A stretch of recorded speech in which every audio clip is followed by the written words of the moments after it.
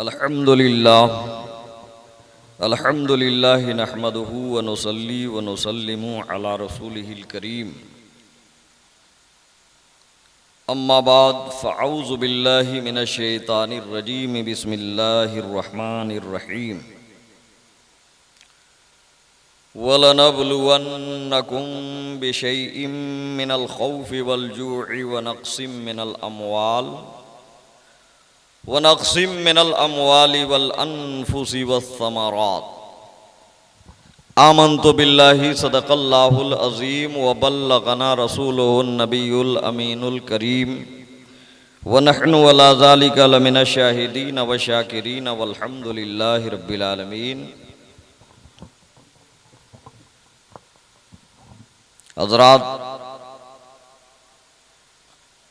सबसे पहले मैं आपको एक गुजारिश करूंगा कि हज़रत आपके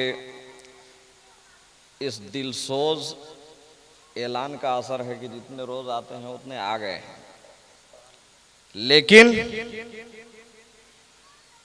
बैठे बदनज़मी के साथ हैं।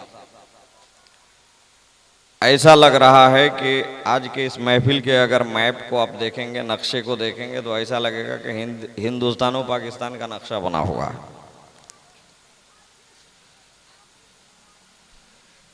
कि इधर कलकत्ता, इधर दिल्ली, उधर बंगाल के खाड़ी, उसके बाद उधर कश्मीर के वादी, उधर बम्बई।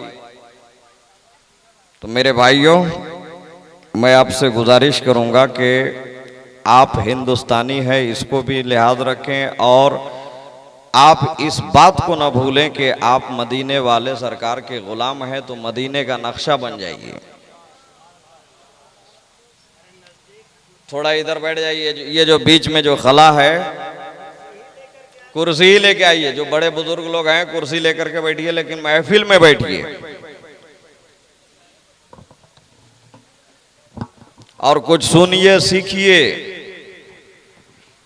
हजरत, कौन सा ऐसा गोशा नहीं है कि जिस पे रोशनी नहीं डालते हैं कम ही वक्त में। बैठिए, ऐसा बैठिए कि मजमे में लगे कि ये आशिकाने इमाम हुसैन की महफिल है। मालूम हो कि ये शहदाई हुसैन है और हुसैन की मजलिस में बैठे हैं। और मजलिस का ये तकाजा भी है कि अल्लाह की रहमतें जब बरसती है तो महफिल पे बरसती है। और अगर दूर दराज बैठे रहेंगे और महफिल पे अल्लाह की रहमत बरसेगी तो आप छींटों से महरूम हो जाएंगे। तो आप जब भी महफिल में बैठिए, आप आकर के अच्छे से बैठिए, ताकि सलीके से बैठिए, तरीके से बैठिए, ताकि लगे कि ये कोई दुनिया के दीवाने नहीं बल्कि मदीने वाले सरकार के दीवाने बैठे हैं, अहमद मुख्तार के दीवाने बैठे हैं, इमाम हुसैन के परवाने बैठे हैं, हजरत इमाम हसन के मतवाले बैठे हुए हैं। आइए, वक्त तो चूंकि ज्यादा हो गया है, इसलिए कि आज का ये प्रोग्राम देर से शुरू ही हुआ है। और मैं उस्ताद मोहतरम से भी गुजारिश करूंगा कि आपकी तबीयत अलील होने के बिना पे आप चले जाते, ठीक है, आज आपको फातिहा तक रुकना है, इसलिए कि आपकी दुआ होनी जरूरी है। वक्त काफी हो चुका है, लेकिन आप कुछ सोच और फिक्र करने की आपको जरूरत नहीं है, बल्कि आप 40 मिनट, 1 घंटा, 50 मिनट आप तशरीफ रखें। इसलिए कि हजरत ने आज वाज़ेह कर दिया कि आज ही और कल सिर्फ प्रोग्राम होगा और आखिरी दिन फातिहा, फतूह, दुरूद, सलाम होंगे और नियाज खानी होगी, लंगर खानी होगी। तो उस दिन प्रोग्राम तो होगा नहीं। आज मैं चाहता हूं कि अक्सर हम, हजरत जब आप लोग पढ़ाते थे उस वक्त हम थोड़ी थोड़ी नाते पाक पढ़ते थे, लेकिन बहुत दिनों से नाते पाक पढ़ना छोड़ दिया है। हालांकि गुनगुना लेते हैं जब दिल में आता है, लेकिन कभी ऐसे बरसरे माइक, बरसरे मजमा हम नहीं पढ़ते हैं अक्सर। और पानी भी लग रहा है कि आज होते ही रहेगा। मगरिब के टाइम पे ऐसा लग रहा था कि आज मौसम बड़ा साजगार हो गया, दिन भर बरसात हुई, उसके बाद शाम को पूरे चांद, सूरज, चांद सितारे सब कुछ निकल गए थे। आप लोग लेकिन घबराइएगा मत, मैं आज पानी के बारे में भी आज एक अच्छी बातें बताऊंगा। और पहले वही सुन लीजिए, उसके बाद नात होगी, तब मुस्तफ़ा की बात होगी, इमाम हुसैन की बात होगी। हाँ, आवाज बंद कीजिए, आवाज बंद कीजिए और गौर इधर कीजिए कि आज किधर से भी अब्र आ रहा है तो 4 कतरे पड़ ही जा रहे हैं। बादल का किधर से भी एक टुकड़ा आया तो कुछ कतरात गिर ही जा रहे हैं। लेकिन मैं बारिश से कहता हूं कि ऐ बादल, अगर तू बरसना जानता है तो हम भी गरजना जानते हैं। आज तू बरसेगा और हम गरजेंगे, लेकिन एक सवाल और तुमसे करेंगे कि ऐ बारिश, अगर आज हम इमाम अली मकाम के नाम की महफिल सजाए, अहले बैत अतहार के जिक्र की महफिल को जब हमने मुनक़िद किया तो आज गिर कर हमको मुंतशिर और हमको डराने की कोशिश करने लगी है बारिश।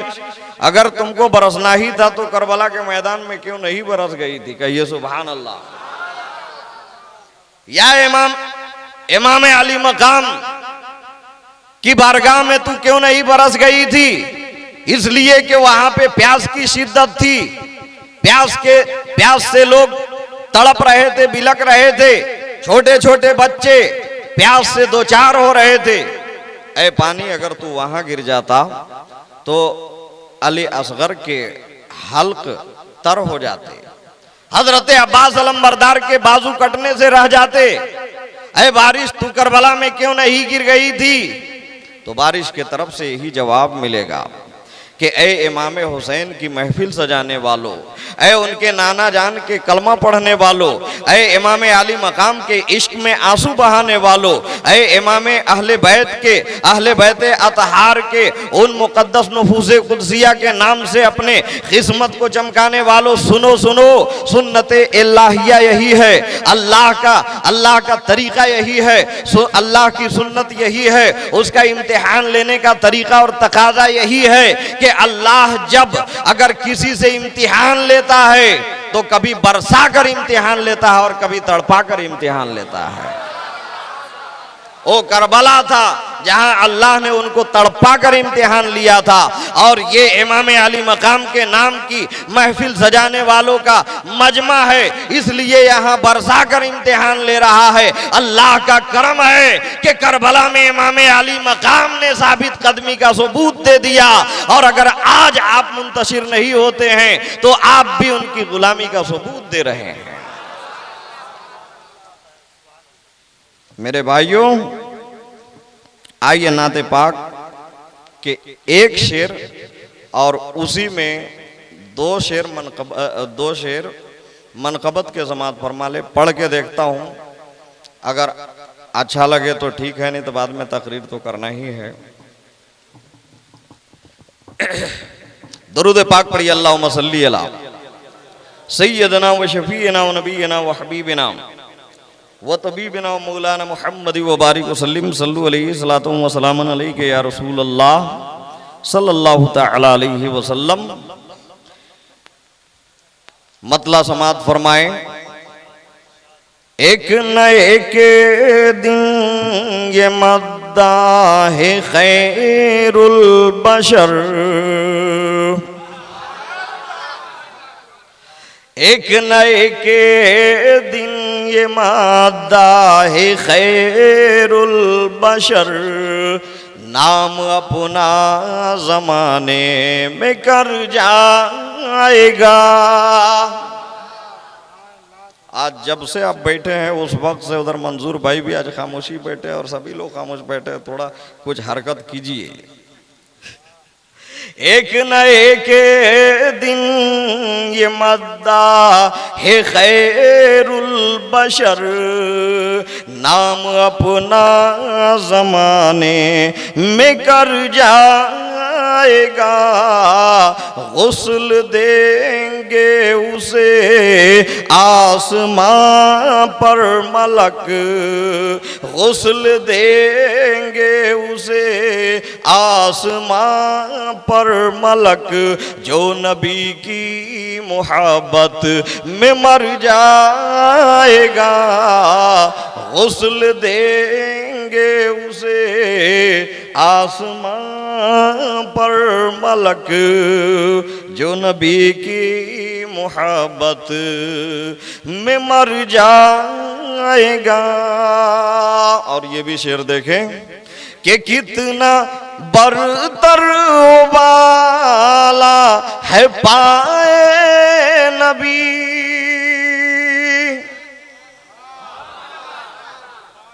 खाली असगर साहब पढ़ेंगे तभी सुभान अल्लाह कहिएगा।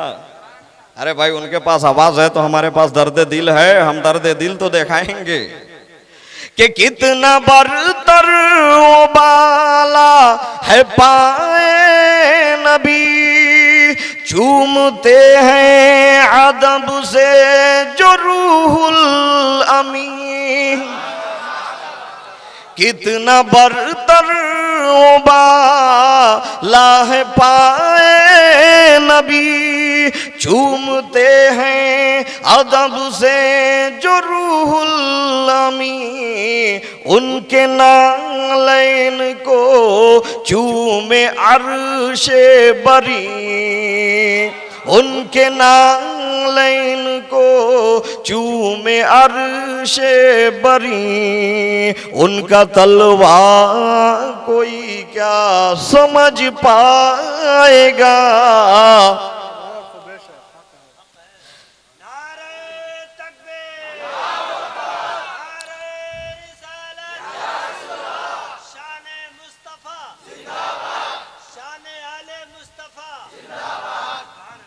एक न एक दिन ये मद्दा है खैरुल बशर।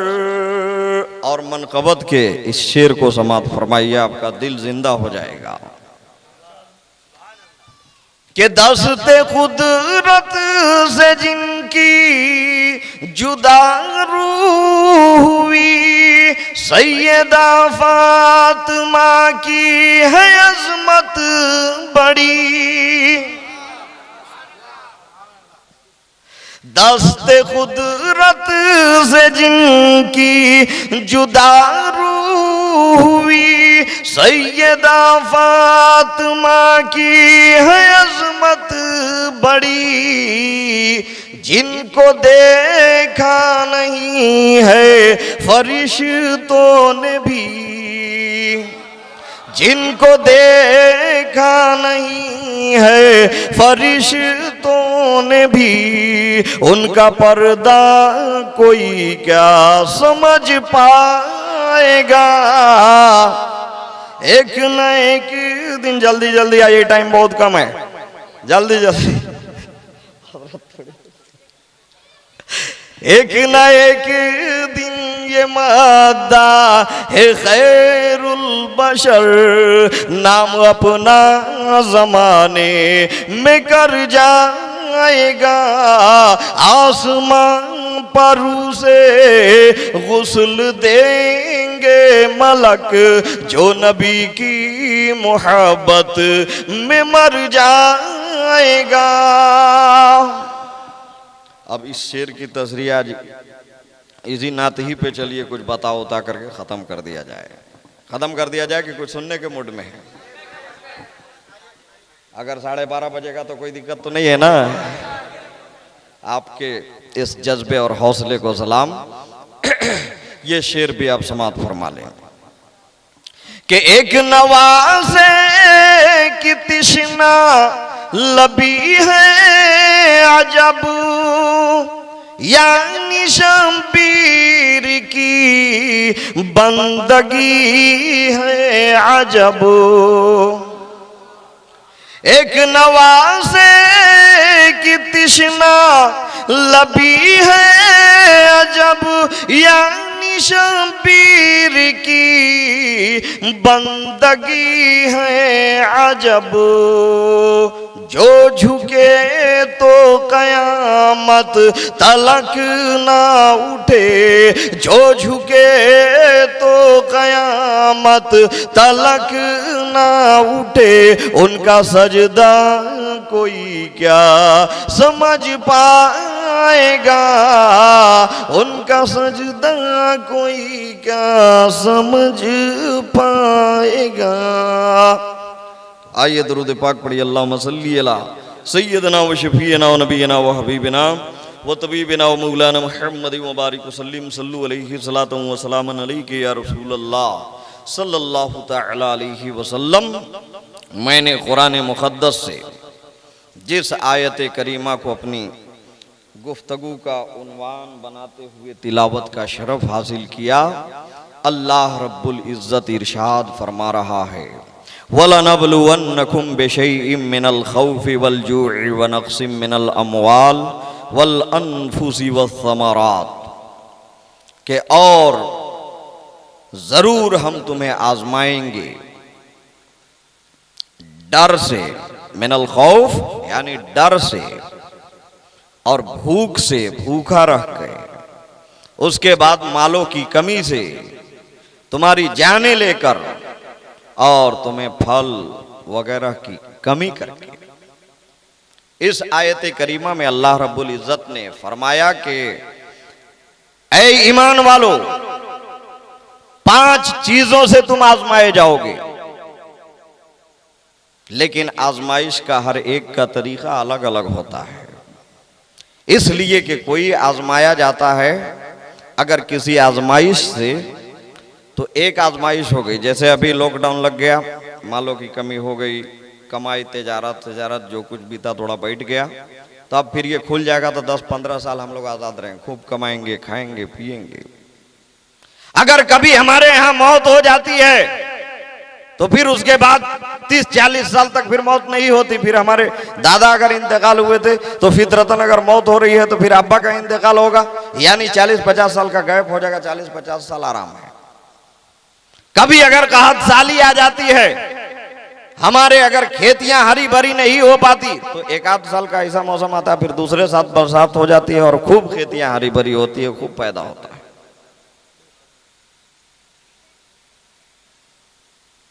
मौत का भी इसी तरह से है।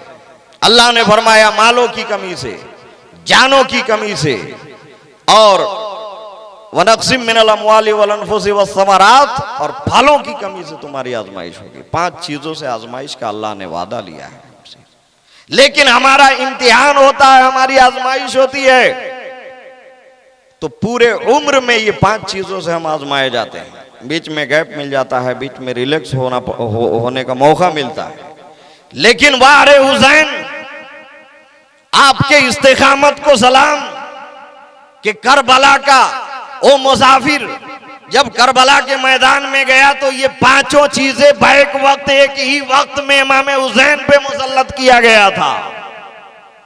भूख भी थी, प्यास भी थी, जानों पे जाने जा रहे थे। इमाम हुसैन अली मकाम एक एक को अपने कंधे पर उठा रहे थे। और यहां पर एक प्यारी बात हमको याद आ गई कि हजरत, अगर आप हमको अगर कोई 1 क्विंटल उठाने के लिए कहेगा तो हम उसको कोशिश करके उठा लेंगे। अगर हमसे ज्यादा कोई ताकतवर होगा तो 1.5-2 क्विंटल भी उठा लेगा ताकत के बुनियाद पे।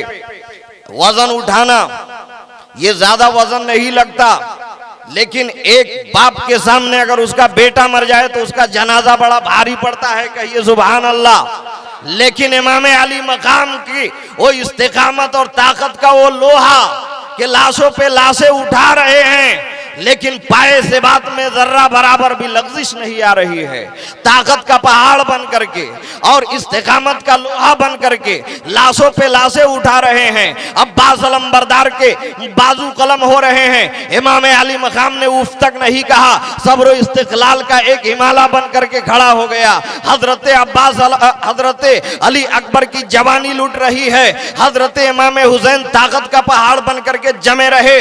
हजरत कासिम इब्ने हसन का शबाब खाको खून में मिल रहा है, लेकिन इमाम अली मकाम सब्रो रजा का हिमालय बन करके जमे रहे। इसलिए इमाम अली मकाम आपके इस्तिकामत को सलाम कि करबला का मैदान वो मैदान है और इमाम अली मकाम की जात वो जात है कि ये 5 जो आजमाइश, ये 5 इम्तिहान जो हमारे लिए पूरे उम्र में एक आध बार करके आती है, लेकिन इमाम अली मकाम के साथ करबला में एक ही दिन आया था और इमाम अली मकाम ने उसको सब्र और रजा के साथ झेल लिया था। यह है शहादत इमाम हुसैन। मेरे भाइयों, कल हजरत ने गुफ्तगू छेड़ दी थी और मैं भी धीरे धीरे वहीं तक पहुंचा दिया था कि इमाम अली मकाम जब यजीद अपनी शख्सी हुकूमत का ऐलान किया तो यजीद के टारगेट पे यही 5 नुफूस कुद्सिया थे। इमाम हुसैन इब्ने अली, हजरत अब्दुल्ला इब्ने उमर, हजरत अब्दुल्ला इब्ने जुबैर, हजरत अब्दुल्ला इब्ने अब्बास, हजरत अब्दुल रहमान इब्ने अबू बकर। ये 5 लोगों की ऐसी जमाअत थी कि यजीद के आंखों में कांटे की तरह चुभ रहे थे, क्योंकि वो हुकूमत का लालची था। वो जानता था कि यही वो जात हैं, यही वो नुफूसे कुद्सिया हैं कि अगर इन्होंने सर उठाया तो फिर हमारी हुकूमत की, शख्सी हुकूमत की खैर नहीं रहेगी। इसलिए यजीद ने सबसे पहला पैगाम मदीना में, उस वक्त इमाम अली मकाम मदीने में तशरीफ फरमा थे। मदीने में जो गवर्नर था वलीद बिन उकबा नामी था, उनके पास, लेकिन वो मुहिब्बे अहले बैत था, इमाम अली मकाम का आशिक था। तारीख बता रहा हूं, धीरे धीरे बताऊंगा तो आपको ज्यादा ज़हन नशी होगा। आप गौर से समाअत फरमाएंगे कि दश्ते करबला में इमाम अली मकाम के साथ क्या क्या हाल हुआ और इमाम अली मकाम ने उस हाल को किस तरह से हाल बना दिया। वलीद बिन उकबा के पास यजीद के तरफ से कासिद आया और यजीद का पैगाम लाया और कहने लगा कि ए वलीद इब्ने उकबा, आप वाली मदीना हैं, आप यहाँ के गवर्नर हैं, इसलिए यजीद का ये पैगाम है, ये खत है कि आप हुसैन इब्ने अली, अब्दुल्ला इब्ने जुबैर, अब्दुल्ला इब्ने उमर, अब्दुल्ला इब्ने अब्बास और अब्दुल रहमान इब्ने अबू बकर से और हुसैन इब्ने अली से, ये 5 लोगों से सबसे पहले बैअत लीजिए। जब वलीद बिन उकबा के पास यजीद का ये पैगाम आया तो दिल में बड़ा मलाल किया, लेकिन पैगाम था हाकिम का, तो गवर्नर को, उसके मुलाजिम के ऊपर लाजिम था वो उसके ऊपर कुछ करता धरता। इमाम अली मकाम को वलीद बिन उकबा ने एक कासिद भेज करके बुलवाया कि जाओ हुसैन इब्ने अली सरकार इमाम अली मकाम से कहो कि दरबारे वलीद में आपका बुलावा है। कासिद आया, इमाम अली मकाम को पैगाम सुनाया। इमाम अली मकाम ने कहा कि ठीक है, मैं आता हूं, जाओ। कासिद गया। जब शाम का वक्त हुआ तो इमाम अर्शे मकाम वलीद बिन उकबा के बारगाह में गए। जाने के बाद कहा कि क्या बात है। तो वलीद इब्ने उकबा अगरचे यजीद का मुलाजिम था, मदीने का वाली था, लेकिन हुसैन इब्ने अली का आशिक भी था। जब हुसैन इब्ने अली वलीद की बारगाह में गए तो वलीद, अपने किताबों में आता है कि वलीद अपने तख्त से उठ गया और उठने के बाद इमाम अली मकाम को अपने तख्त पे बैठाया और बैठा करके यजीद का ये पैगाम सुनाया कि यजीद का कहना है कि आप यजीद की बैअत करें। यजीद का ये पैगाम है। वलीद इब्ने उकबा ने ये सुनाया तो जैसे ही इमाम अली मकाम ने इस यजीद के बातिनी पैगाम को सुना, बातिल पैगाम को सुना, तो हुसैनी खून में जलाल आ गया। हाशमी गजार के शेरे नर का खून जोश से उबल पड़ा कि मैं हुसैन पाक और ओ यजीद पलीद, ओ बातिल हम हक, एक हक बातिल के आगे कैसे झुक जाए। इमाम अली मकाम ने कहा कि हम अपनी गर्दन दे देंगे, लेकिन ये कभी नहीं हो सकता कि हम यजीद की बैअत कर लेंगे। इमाम अली मकाम ने झटक दिया और झटकने के बाद वहीं पे फेंक दिया वो उसका पैगाम, और उसके बाद इमाम अली मकाम धीरे धीरे निकलने लगे। जब बाहर जाने लगे तो वहां पर साथ ही साथ मरवान नामी एक शख्स था जो फसादियों का बहुत बड़ा जड़ था। वो कहने लगा, जैसे ही इमाम अली मकाम दरवाजे तक ही गए होंगे दरबार से, कि गया सल्तनत में दारुल हुकूमत में गया, और जाने के बाद कहने लगा कि वलीद बिन उक़बा मौका अच्छा था, इमाम अली मकाम आए थे, या तो बैत कराते, या अगर बैत नहीं करता तो कत्ल क्यों नहीं कर दिए। आप खाते हैं यजीद का और रियायत करते हैं हुसैन के साथ, लेकिन इमाम अली मकाम बाहर नहीं गए थे, बाहर निकल ही रहे थे। जैसे ही मरवान की इस काना फूसी को इमाम अली मकाम ने सुना तो इमाम अली मकाम फिर लौटे और दरबार में गए और मयान से अपने जुल्फ़िकार हैदरी को निकाल लिया और कहा कि ऐ मरवान, तू क्या हमारी शिकायत करता है वलीद बिन उक़बा से? अगर ये मदीना नहीं होता तो इसी जमीन पे तुझे मैं खाक बोस कर देता था, इसी जमीन में तुझे गाड़ देता था। लेकिन ये मदीना है, वो मदीना कि जिसमें हवाएं भी अदब से चला करती है। हम नहीं चाहते कि यहाँ पे किसी का खून बहे हमारी वजह से। कितने सब्र रजा के पैकर थे हुसैन, किसने इतनी इस्तिकामत के पहाड़ थे हुसैन के जालिम जुल्म पे आमादा है, कत्ल का इरादा रखता है, लेकिन उसके ऊपर भी रहम की नजर से देख रहे हैं।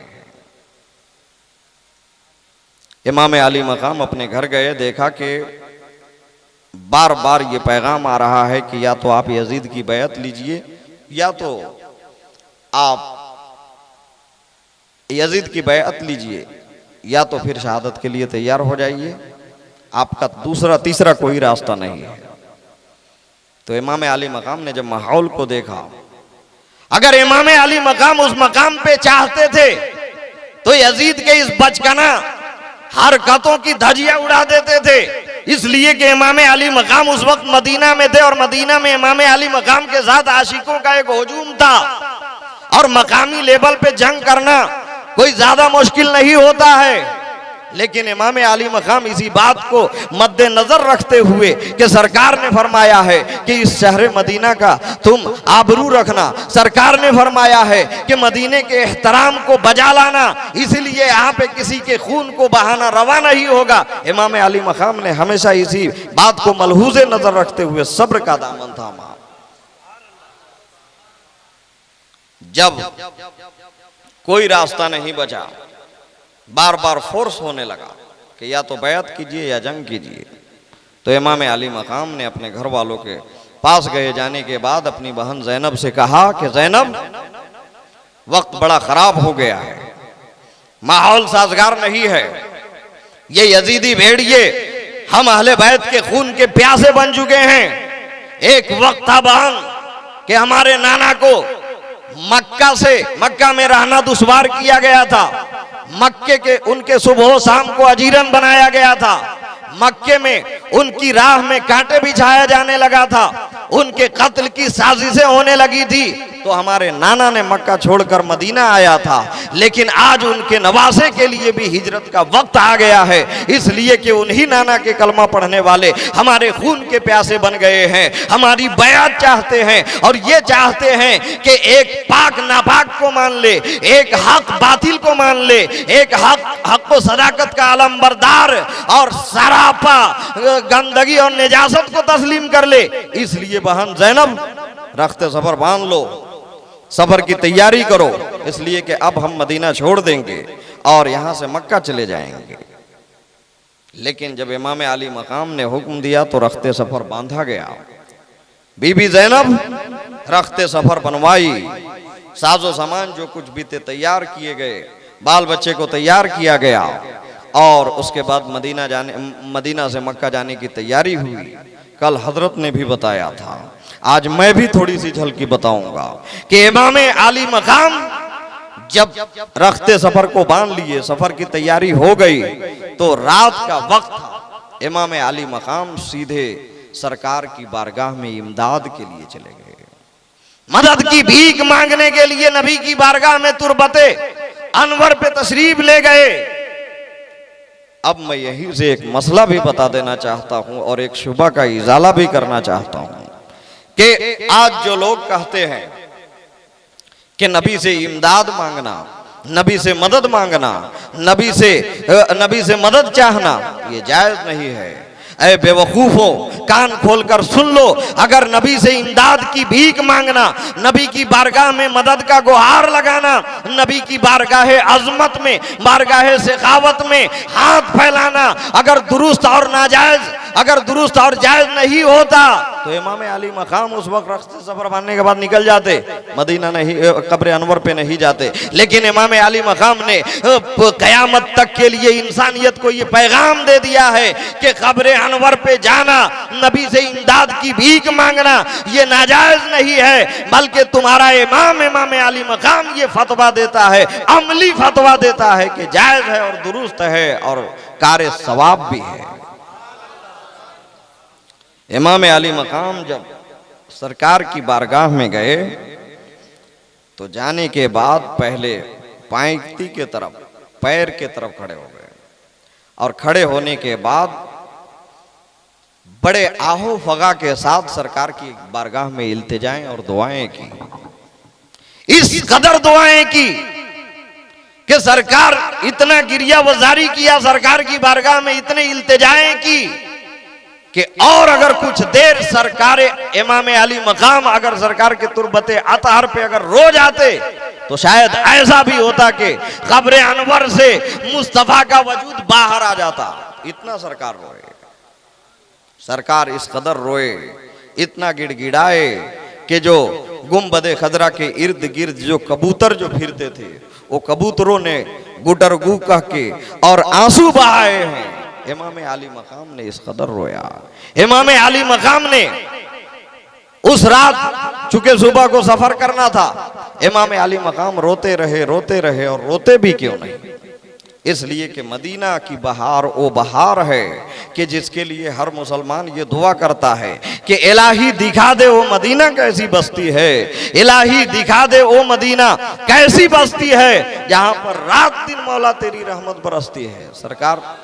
सरकार की बारगाह छूट रही थी, सरकार की तुरबत छूट रही थी, सरकार की मज़ार पाक से रुखसती हो रही थी, वो मदीना छूट रहा था जिस मदीने के हुर्मतो हिल्लत को सरकार ने खूब इमाम हुसैन को सिखाया था, वहाँ के ताजीम को, वहाँ के तौकीर को, वहाँ की बहारों को, वहाँ के नज़ारों को सरकार ने इमाम अली मकाम को बचपन ही से बताया था। और वो नबी का प्यारा मदीना छूट रहा हो और इमाम अली मकाम ज़ारो कतार न रोए, ये कैसे हो सकता है?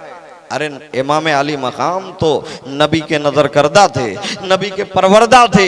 एक हाजी जब जाता है तो हुजूर इंशाअल्लाहुल अजीज ये दोनों हजरत को अल्लाह रब्बुल इज्जत और हम सब को दीन दिखा दे कि हम लोग मदीने में सुबह करें, मदीने में हम शाम हासिल करें और वहीं पे सलातो सलाम पढ़ें। अल्लाह सबको दयारे मदीना के हाज़िरी नसीब करे। जब हाजी हज के लिए जाते हैं तो अक्सर ऐसा होता है कि पहले मक्का शरीफ में भेजा जाता है, हज के चूंकि अरकान वही हैं, और जब वहाँ पे हाजी का हज हो जाता है, सफ़ा मरवा की सही हो जाती है, खाने काबा का तवाफ़ हो जाता है, शैतान को कंकर मारना हो जाता है, कुर्बानी करना हो जाता है, हलक करना हो जाता है, और तवाफ़ ज़ियारत करके एक हाजी जब मदीना जाता है तो मदीना में 8 दिन 5 दिन यानी 40 नमाजें वहाँ पे पढ़वाई जाती है मस्जिद नबवी में। और जब 40 दिन नमाज पढ़ करके एक हाजी जब दरे रसूल की हाजिरी की ज़ियारत करता है, दरे रसूल की हाजिरी देता है, रसूल के सुनहरी जालियों की ज़ियारत करता है, और जब हाजी वहाँ से हज करके और मदीने की ज़ियारत करके आने लगता है तो हर हाजी इस तरह से रोते हैं जैसा एक हमारा बाप मर गया हो, जैसा हाजी का कोई घर का आदमी इंतकाल हो गया हो, मैयत के तरह रोते हैं लोग कि घर में जैसे मैयत हो गई हो। इस तरह से हुज्जाज कराम रोते हैं। कोई आना नहीं चाहता, कोई छुप कर रोता है, कोई जालियों के करीब जाकर रोता है, कोई अपने रूम ही में से रोता है। यानी फुरकते रसूल को हम जैसे एक गुनाहगार नहीं बर्दाश्त कर पाते हैं तो इमाम अर्शे मकाम परहेजगार कैसे बर्दाश्त करते? नबी का दयार छूट रहा था, नबी का रोजा छूट रहा था, नबी के रोज़े अतहर की हाजिरी से नबी के रोज़े अतहर की हाजिरी से महरूमी हो रही थी। हुसैन जानते थे कि अब जा तो रहा हूं, लेकिन फिर आने की तौफीक होगी कि नहीं, फिर हाजिरी होगी कि नहीं। इमाम अली मकाम कहते हैं कि या रसूल अल्लाह, मैं आपका नजर करदा हूं, या रसूल अल्लाह मैं आपका परवरदा हूं, या रसूल अल्लाह आपने मुझे अपने कंधे पे बैठाया है, या रसूल अल्लाह आपने मुझे अपने आंखों पे बैठाया है, या रसूल अल्लाह आपने हमारे रुखसार चूमे हैं, आपने हमारी पेशानी को बोसा दिया है, आपने हमारे गुलूहाए को चूमा है, या रसूल अल्लाह। लेकिन ये प्यारा हुसैन अपने प्यारे नबी के दयार को छोड़कर जा रहा है। या रसूल अल्लाह आप हमारी इमदाद कीजिए, या रसूल अल्लाह आप हमारी मदद कीजिए, या रसूल अल्लाह आप हमारे लिए दुआ कर दें कि करबला के मैदान में जालिम का जुल्म हो और हुसैन का सब्र हो। वो जुल्म करते करते थक जाए, लेकिन तेरा हुसैन सब्र करते ना थके। या रसूल अल्लाह मदद फरमाइए। इमाम अली मकाम इतना रोए, इतना रोए, इतना रोए कि रोते रोते थोड़ी देर के लिए उनकी आंख लग गई। आंख लगी तो सरकार ख्वाब में तशरीफ लाए और कहा कि बेटा हुसैन, घबराओ नहीं, फिक्र मत करो, इसलिए कि करबला जो तुम जा रहे हो तो क्या तुम तन्हा हो? रूह मुस्तफा तुम्हारे साथ है, फातिमा की दुआ तुम्हारे साथ है, हसन की सोहबत तुम्हारे साथ है, सहाबा की नूरानी जमात की रूहें तुम्हारे साथ है। फिक्र मत करो बेटा, करबला में तलवार तू उठाएगा लेकिन दादे शुजाअत अली देगा, करबला में तलवार तू चलाएगा लेकिन तेरी इमदाद हजरत हसन करेगा। ये ऐ मेरे हुसैन, करबला में डाल तू उठाएगा लेकिन फातिमा तेरे लिए दुआ करती हुई नजर आएगी। बेटा हुसैन फिक्र मत करो, डट कर जालिम का मुकाबला करो, तुम्हारे साथ ये तमाम काफिला है। इमाम अली मकाम उसके बाद से सुबह को ये नबी के घराने का नूरानी काफिला चला। चलते चलते चलते चलते कुछ दूर निकला तो रास्ते में हजरत इमाम मुस्लिम बिन अकील, जिनको इमाम हुसैन ने वहाँ के हाल अहवाल को देखने के लिए भेजा था, उनकी शहादत की खबर मिल गई कि इमाम मुस्लिम और उनके दो बेटे मोहम्मद और इब्राहिम जो साथ गए हुए थे वो शहीद कर दिए गए।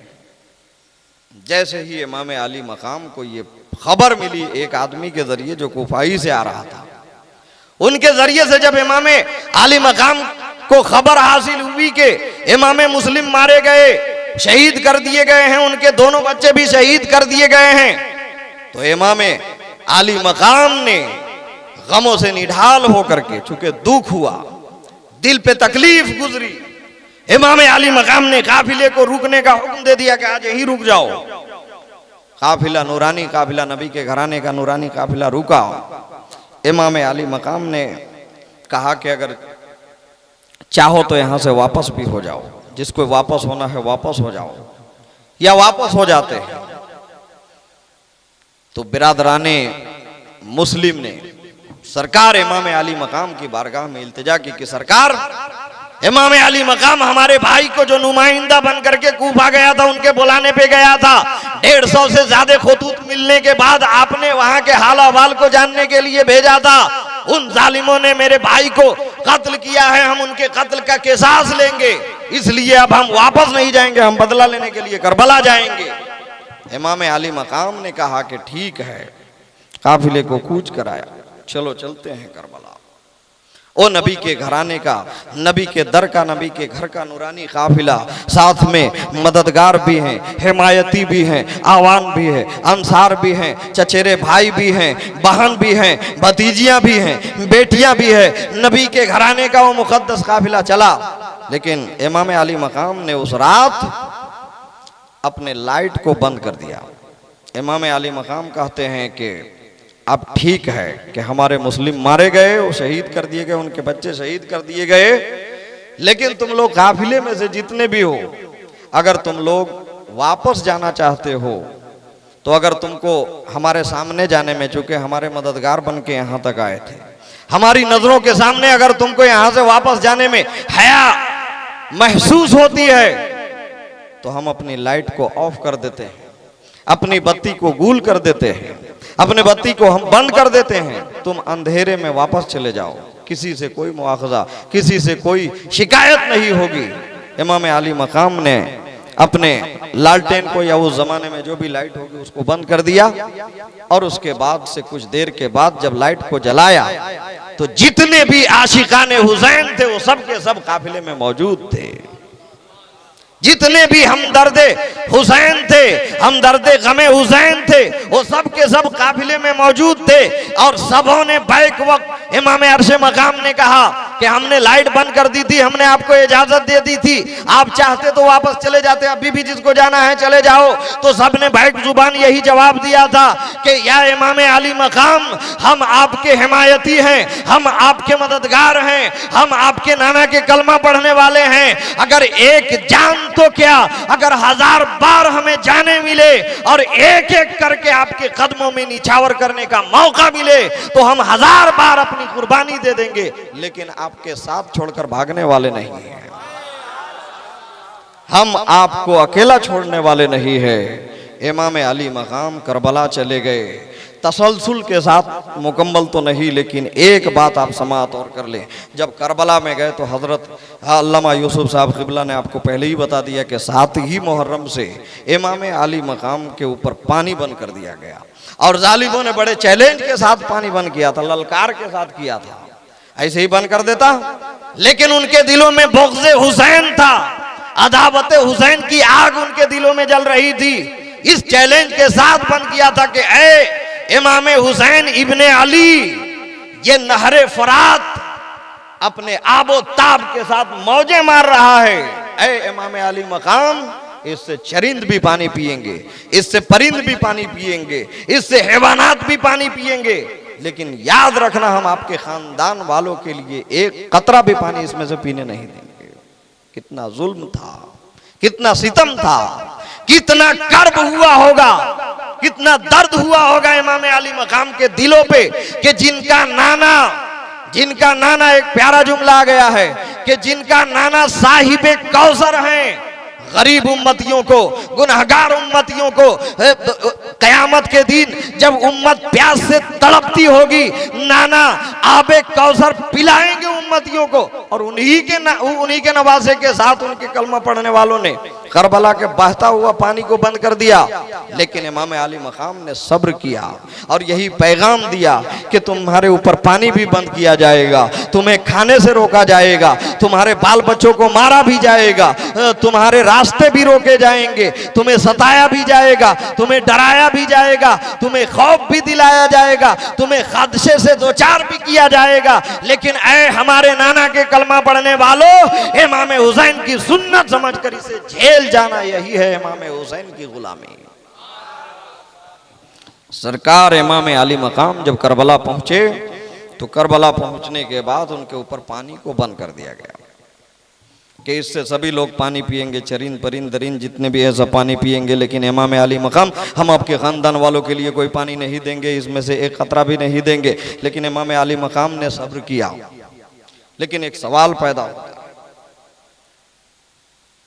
कि उन्हीं के बेटे के बेटे के बेटे के बेटे के बेटे के बेटे यानी कई खानदान गुजरने के बाद हम सबके ख्वाजा, हिंद के राजा हजरत मुईनुद्दीन चिश्ती गरीब नवाज के ऊपर भी पानी बंद किया गया था और उनके ऊपर भी पहरा लगाया गया था। तो इमाम अली मकाम ने एक गुलाम को कहा कि ये कटोरा लेकर के जाओ और जाकर के कह दो कि ऐ पानी, ऐ अना सागर, तुमको गरीब नवाज बुला रहे हैं। और जैसे ही गुलाम ने जाकर के कटोरा रखा और रखने के बाद पानी को गरीब नवाज का हुक्म सुनाया तो अना सागर का तमाम पानी सिमटते सिमटते ला करके कटोरे में बैठ गया।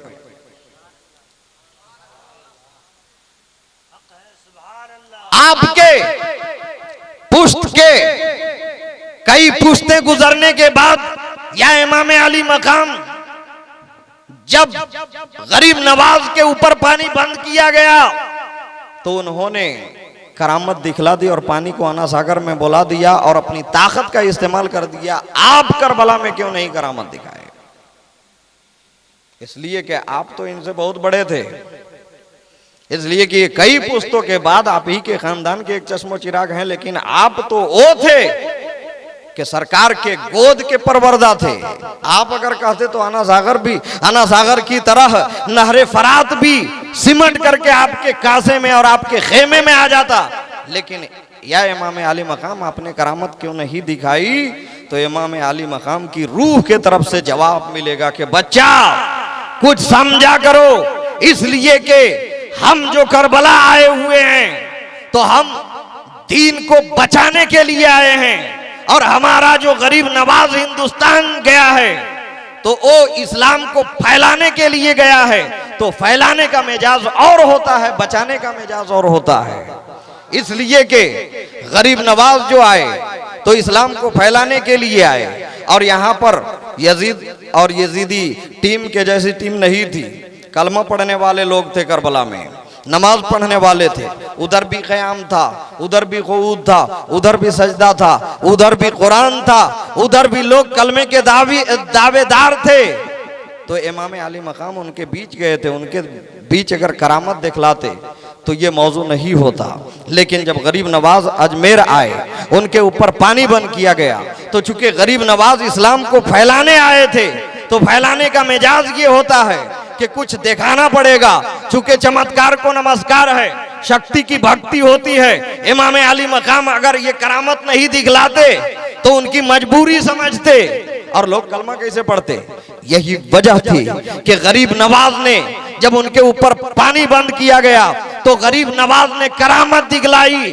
और यही वजह थी कि जब करबला में इमाम अली मकाम के ऊपर पानी बंद किया गया तो उन्होंने करामत नहीं बल्कि इस्तिकामत दिखलाई। क्योंकि इस्लाम को फैलाने का मिजाज और होता है और इस्लाम के को बचाने का मिजाज और होता है। और ये बात भी आप जान लें कि अल इस्तिकामत फौकल करामत, यानी इस्तिकामत कभी भी करामत पे भारी है। करामत आसान है लेकिन इस्तिकामत मुश्किल है।